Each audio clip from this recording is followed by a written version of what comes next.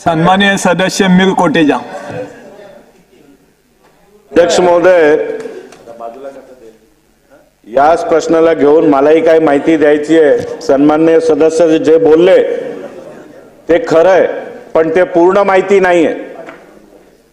मानखुर्दचा बैंगनवाडी, रफिक नगर, lotus colony, Gautam Nagar या सर्व परिसरामध्ये झोपडपट्टीमध्ये आज पण दुसरा माळा, तिसरा माळा, चौथा माळा हे झोपडपट्टीमध्ये बनतायत आणि महानगरपालिकेचे अधिकारी काहीच कारवाई करत नाहीये।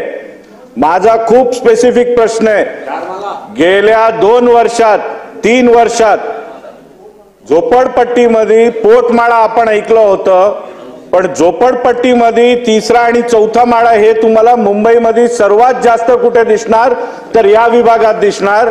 तर महानगरपालिकेचे अधिकारी यांनी जे नोटिसा काढली आहेत, स्पीकिंग ऑर्डर काढलेत, त्यांच्यावरती आजही कारवाई केलेली नाहीये।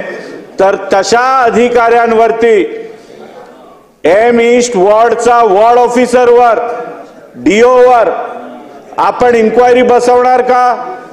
त्यांना सस्पेंड करणार का?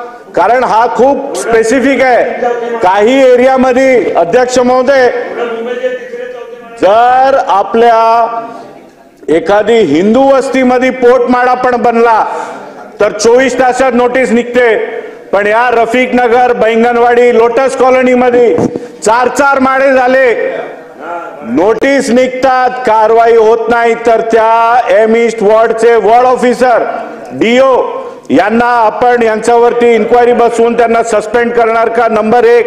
अध्यक्ष महोदय, वस्तुस्थिती त्या विभागात अशी आहे की जर एक छोटासा हिंदू मंदिर डीपीडीसी फंड मध्ये मान्यता घेऊन जर त्याच्या कामाची सुरुवात होत असेल ना अध्यक्ष महोदय, तिकडे सरकारी अधिकारी काम करू शकत नाही। महाराष्ट्र शासनचा डीपीडीसी मधनं पास झालेला फंडाचं काम होऊ शकत नाही। पण जर त्या शासनाच्या जमिनीवरती या मायनॉरिटीजचे वास्तू असेल तर 4-4 माळ्याचे वास्तू, आयोडी नाही, सीसी नाही, कशा होतात?